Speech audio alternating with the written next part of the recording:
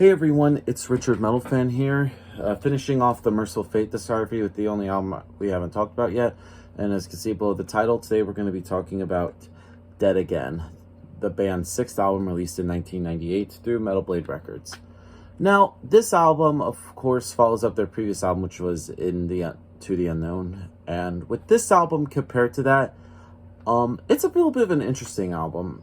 For one thing, Michael Denner is no longer in the band.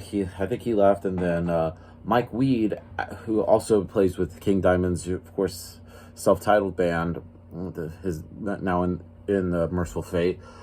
And with this album compared to Into the Unknown, I feel like it's a bit of a kind of like a complete 180. One thing to note is just the production on this album. It's kind of more just raw, very almost kind of muddy sounding a little bit and a little bit distorted, which I know a lot of people like bitch about the production, which I could see. Now, if the production was more like polished and a little bit better, I think it would have been good, but it doesn't detract from most of the songs on here. And of course, like I've said a million times, with King Diamond's voice, really great, really powerful. But the guitar work from Sherman and Weed both come up with really great riffs, and I feel like they also have like more huge emphasis on sort of like groovier patterns heard in like some of the other songs on here. The bass playing on this album from Charlie D'Angelo, it's solid tone wise, but also rather forgettable here. And there's the drumming from Bjorn T. Holm, just come up with some really great drumming. So pretty much without further ado, let's dive into this album track by track. Now, starting things off is Torture, 1629.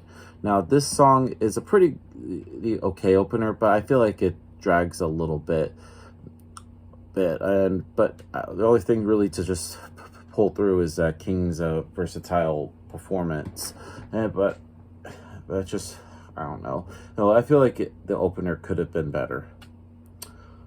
Next up is The Night. Now, this song has a darker kind of tone to it, which is more prevalent with the guitar work.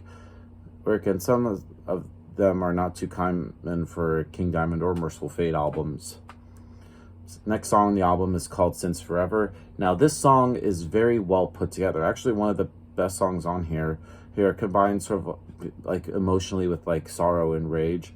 And just the guitar work of Sherman and Weed just both can't even speak today, guys. I'm sorry, I'm pretty fucking tired a little bit still. And this song is just really good. Next up is The Lady Who Cries. Now, this is another really, really good song. Not only is this really well done, but the story-wise, it's just badass. I think lyrically it talks about like Satan disguising himself as a holy statue, kind of tempting religious worshippers to pray to him, but he hides inside the statue, which is just it's just a very fucking badass track. Next up is Banshee, and this is probably maybe the best song from this album, and the music is really emotional, and the tempo doesn't change, and the tremolo effect is really, really great in the song. And I really like King's vocals on this song, and the falsetto kind of vocals really fit perfectly into songs like this.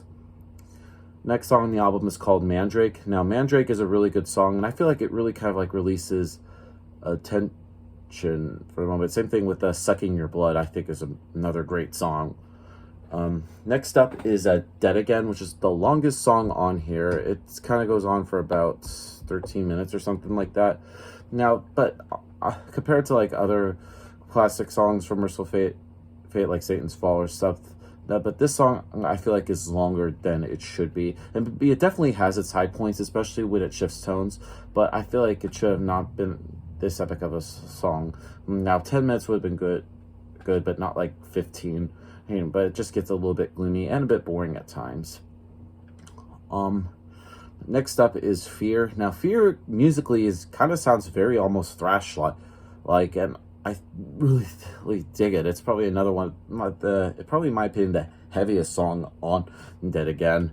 And then we close things out with Crossroads, and of course Sherman and Weed, the guitar duo, awesomeness shows that they're pretty much the best guitar tandem that King Diamond has ever had. And of course, the vocals are unleashed full blast for this final track of Turn. And I think it's a pretty good way to end this album. I know it kind of started off kind of a little weird, but it definitely ended strong. Now, overall, Dead Again by King Diamond, it's a okay album. It's not like mind-blowing. It's definitely pretty much in the lower tier. So if I had to give this album a score, I'm going to give this probably a 6.5 or 7 out of 10. So yeah, that's my review of Dead Again by King Diamond, guys. These are Mercyful Fate. I fucked up. Sorry. I'm looking forward to also seeing Mercyful Fate next weekend at Psycho Las Vegas. So if anybody's also going to that, I will be there. Come say hi. I don't hesitate. Just come say hi. I will say hi to you as long as you're not a creep. But yeah, that's just my review, guys. Thank you guys for watching. And as always, keep it metal.